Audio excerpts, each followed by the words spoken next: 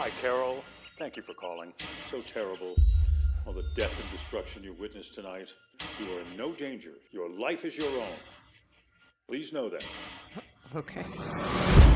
Are there any questions you might have for us, Carol? Anything at all? I guess to start with, what the fuck is happening? Who is we? Why is everybody suddenly we? Who is we? We is us. Just us. Who the fuck is us? Us. You know my name. You know Helen. 14 months ago, astronomers discovered a radio signal from 600 light years away. It's a recipe, it turns out. Scientists have created this sequence in a lab. I didn't know any better. It is not a living thing, per se. It is more akin to a virus. It's kind of a psychic glue, capable of binding us all together. What the hell is wrong with you people? We just want to help, Carol. We will figure out what makes you different. Figure it out. Why? So we can fix it. So you can join us. You are stopping!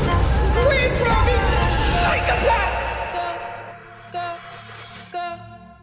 Hello Pluribus fans, fellow Mudbeards, and anyone else who is wondering what exactly Carol found in the milk cartons all around town. Well, I believe what she did find was the last clue I needed in solving the Pluribus Virus altogether. See, note the intro edit for this video, very akin to something like a zombie apocalypse film, or some sort of outbreak that you've seen in any form of media. And while some could argue the Pluribus Virus is a much more preferable outcome to any form of zombie virus we've seen so far, the idea of zombies will return later in the theories at play. See, it turns out this outbreak, though relatively peaceful and good for a lot of people in the long run, actually comes with much darker intentions than we could have ever realized. And the clues have been hidden in front of our faces the entire time, like even within the show's title. Let me explain. See, in this series, we've seen this strange infection arrive after receiving transmissions from the stars. From several light years away, what we originally thought was a transmission turned out to be a recipe. This recipe has been revealed to affect both animals and humans. This virus can be spread through precipitation in both humans and animals, and considering how similar some of the elements of the series are, especially in its opening episodes, to that of a zombie outbreak film, it got me thinking, what exactly is the purpose of this infection? Some could argue because 99% of humanity has become completely subservient to those around them, and an efficient hive mind focusing on protecting life on Earth and helping it prosper, that there is no real problem and that we finally achieved peace on Earth. And yeah, potentially that could be true. Maybe there's some force out there in the stars that sends out different signals to hopefully save different species altogether. But like Carol, I personally see a big problem with this. See, individuality is essential to the human experience. Obviously, all working together and doing what we can to treat each other nice and make everything prosper is great and all, but it should be voluntary and not forced. What drives me crazy is how Carol seems to be the only one of the immune individuals who actually feels this way, as nobody else within the series who isn't even part of the hive mind seem to agree, either falling into hedonistic habits or deluding themselves into thinking life hasn't changed in the first place, like their loved ones are still there. It is also interesting how some of the hive mind even eat dinner with the immune like they actually enjoy food, when we know at this point that the hive mind don't enjoy what regular humans consume. And with the freedom and power you have at your disposal with the hive mind's super obedient nature, you know chaos can break out at any moment, especially considering Carol already almost blew herself up with a grenade. But in this video, I'm less focused on theories involving the characters and more focused on the virus itself. A virus that, as I've been trying to say, a lot of people would argue is a net positive altogether. But what if I told you this entire hive mind is just the first phase in what will likely be the end of the human race altogether? See, earlier I mentioned zombies. I also mentioned how this hive mind doesn't consume normal food unless it's sort of a display for the immune around them. What they actually consume is cartons and cartons of milk and what I can only be described of Soylent Green. Soylent Green being the name of an old film from 1973, which followed a dark dystopian future with food shortages and overpopulation, where most people had to survive off of what was known as Soylent Green, these wafers that were a primary food source for the masses, supposedly created using small sea life like plankton.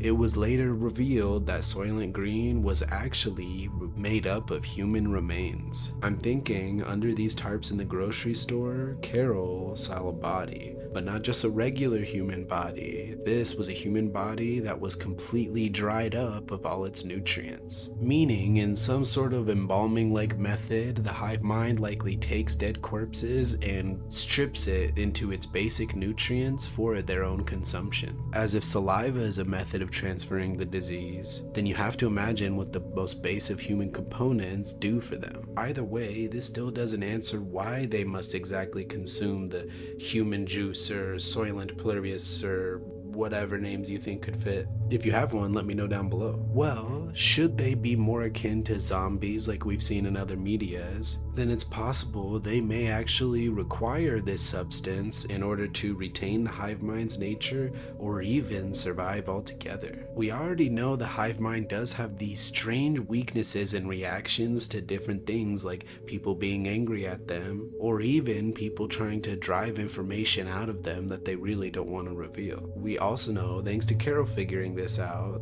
that there's also a way to reverse or even stop the joining. So, my grand plan theory. Something saw humanity's transmissions sent into the stars throughout the years and developed a perfect recipe for a virus. This virus is meant to take over species and force them to become completely obedient, subservient, and complacent, with the only intention of making the world a better place. But what if I told you it wasn't to make it a better place for humanity? See, this hive mind refuses to harm life, but it also doesn't seek nutrients from any form of normal human substance. And remember, even the animals are affected by the virus, meaning those who died the day of the outbreak and the days Carol freaked out at them will eventually run out if they're not already rotting somewhere. So the hive mind will have to keep finding bodies to consume for this Soylent Pluribus Green, meaning humanity will eventually devour itself completely from the planet like a zombie plague. This could even explain, should the animals still be affected by the virus similar to the humans, why the coyotes were trying to dig up Helen's body in the backyard. Or maybe it just wasn't dug down deep enough